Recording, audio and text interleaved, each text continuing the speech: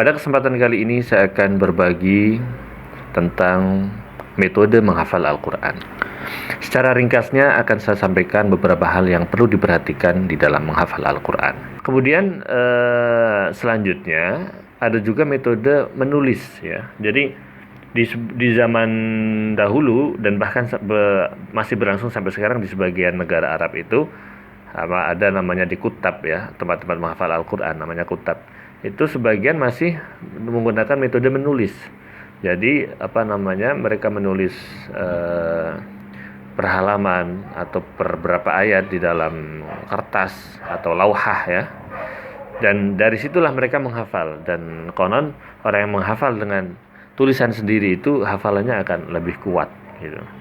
Nah, itu sebuah variasi saja ya, variasi di dalam menghafal Al-Quran, dan itu sudah banyak dipraktekkan juga di negara-negara, sebagian negara Arab sampai sekarang, dan hafalannya memang sangat bagus.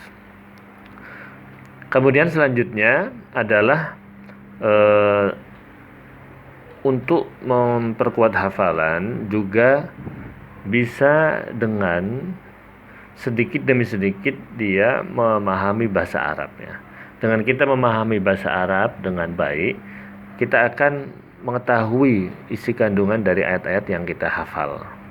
Nah, sehingga dari cara seperti itu kita akan mudah mengingat gitu. Misalnya kita sedang menghafal surah Al-Baqarah atau surah lainnya ya misalnya, atau surah Ali Imran misalnya.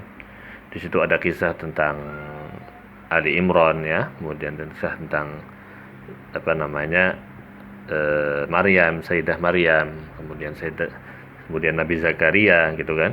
Itu ada urutan-urutannya gitu. Ketika dia hafal Al-Quran dan memahami bahasa Arab, maka dia akan terbantu di dalam menjaga hafalannya karena dia paham tentang isinya. Kalau bagi yang belum bisa bahasa Arab dengan baik, mungkin bisa dibantu dengan terjemah, dengan mushaf Al-Quran yang ada terjemah makna Al-Qurannya, baik versi bahasa Indonesia atau versi bahasa lainnya misalnya. Kemudian selanjutnya adalah yang penting juga diharapkan orang yang menghafal Al-Quran itu memakai mushaf yang sama gitu, yang tidak diganti-ganti terus gitu kan. Karena kalau di Indonesia itu kan mushaf bermacam-macam ya. Ada mushaf pojok yang misalnya yang dipakai terbitan Kudus gitu kan, mushaf Kudus. Ada mushaf yang diterbitkan oleh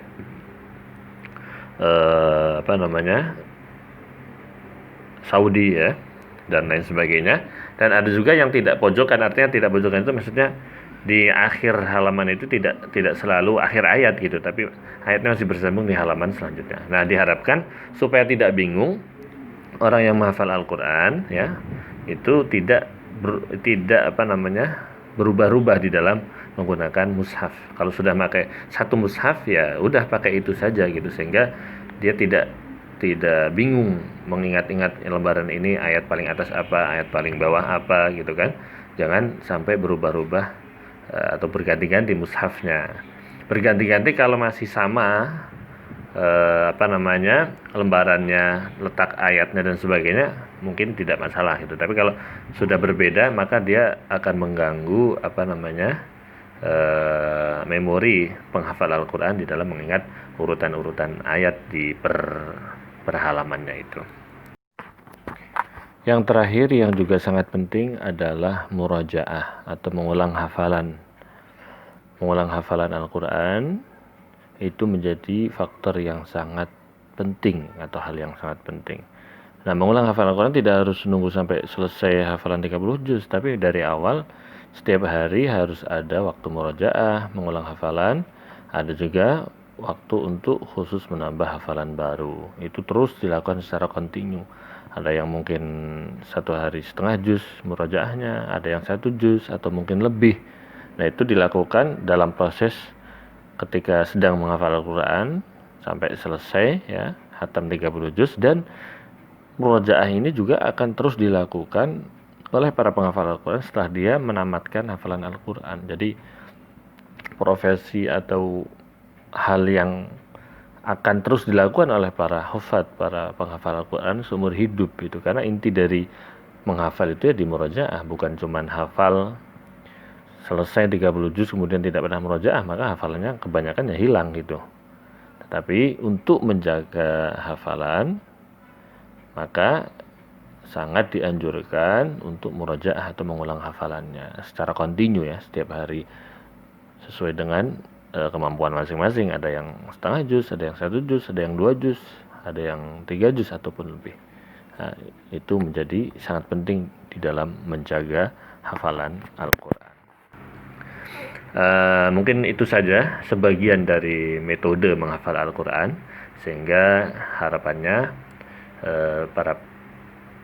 para santri atau para pelajar yang sedang menghafal Al-Quran bisa terbantu dengan metode-metode yang tadi sudah kita bahas bersama. Dan tentunya kerja keras, semangat, dan doa para guru dan orang tua serta teman-teman yang ikhlas itu akan sangat membantu usaha kita di dalam menghafal Al-Quran. Ya, menghafal Al-Quran adalah satu hal yang sangat mulia, dan itu bukan akhir dari perjuangannya. Nanti setelah selesai menghafal Al-Quran, masih banyak sekali ilmu-ilmu yang harus dikuasai, yang harus dipelajari oleh para penghafal Al-Quran. Jadi jangan pernah bermimpi atau beranggapan bahwa menghafal Al-Quran adalah ilmu yang paling tertinggi. Tidak ya, bahkan menghafal Al-Quran bisa dilakukan juga oleh anak-anak kecil gitu. Sehingga dibilang mudah juga, kenyataannya anak-anak kecil juga bisa, sebagian dari mereka menghafal. Tapi dibilang sulit juga ya, karena memang kenyataannya tidak semua orang juga bisa hafal Al-Quran. Jadi tergantung usaha dan bagaimana dia menyikapinya. Jadi anggaplah menghafal Al-Quran adalah ibadah yang sangat mulia, dan akan menjadi lebih bagus dan utama ketika nanti setelah hafal akan dilanjutkan lagi dengan pengembaraan ilmu yang sangat luas. Jadi setiap huruf, setiap kalimat, setiap hal yang ada di Al-Quran itu mengandung berbagai hal tentang rahasia-rahasia dan ilmu-ilmu Allah yang sungguh sangat luas dan luar biasa. Itu saja yang bisa kita bahas pada kesempatan kali ini. Semoga bermanfaat bagi kita semua. Wassalamualaikum warahmatullahi wabarakatuh.